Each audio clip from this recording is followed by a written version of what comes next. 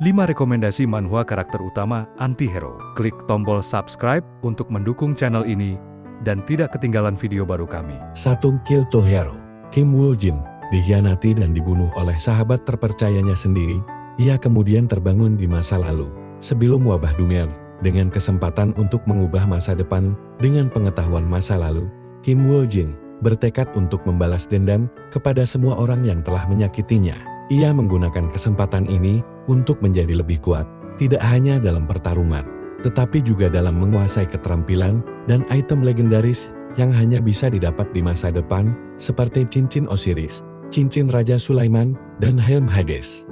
Kim Woo Jin mengumpulkan kekuatan dari berbagai item legendaris, seperti kemampuan untuk menghidupkan kembali orang mati, mengendalikan makhluk hidup, atau menyembunyikan keberadaannya.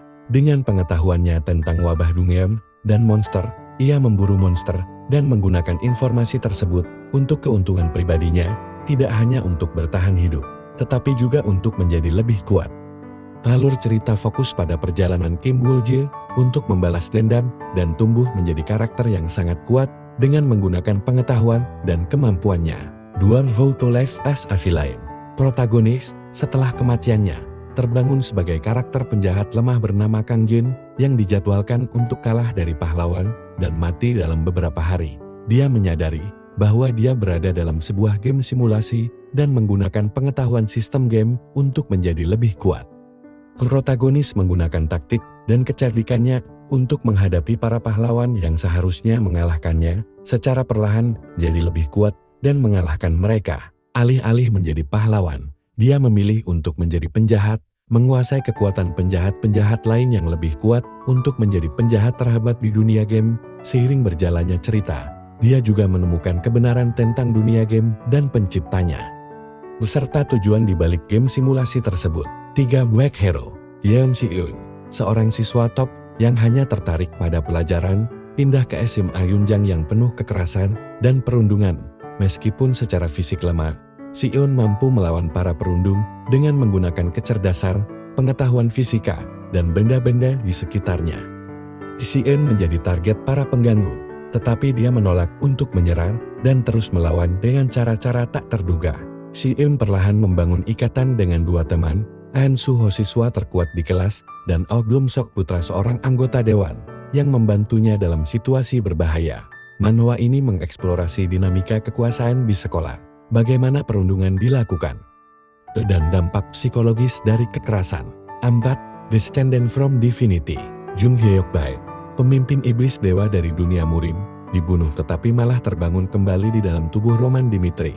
Roman Dimitri, seorang anak baron dengan reputasi buruk dan hidup dalam kemauan yang tidak pantas, kini menjadi rumah bagi penguasa iblis dari dunia Murim. Jung Hyeok menggunakan tubuh barunya untuk meninggalkan kehidupan arogannya dan mulai membangun kembali kekuatan serta pengaruhnya, mengguncang benua salamander.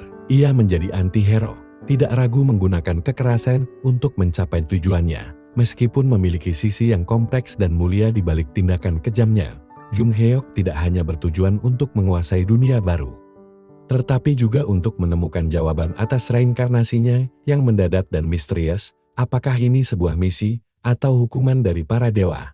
5. How to Us a Returnal. Lee Kyung terbangun dan menyadari bahwa ia telah kembali ke 10 tahun masa lalu, tepat sebelum dunia dihancurkan oleh peristiwa-peristiwa penting, dengan statistik awal yang rendah dan keterampilan yang tidak terlalu berguna.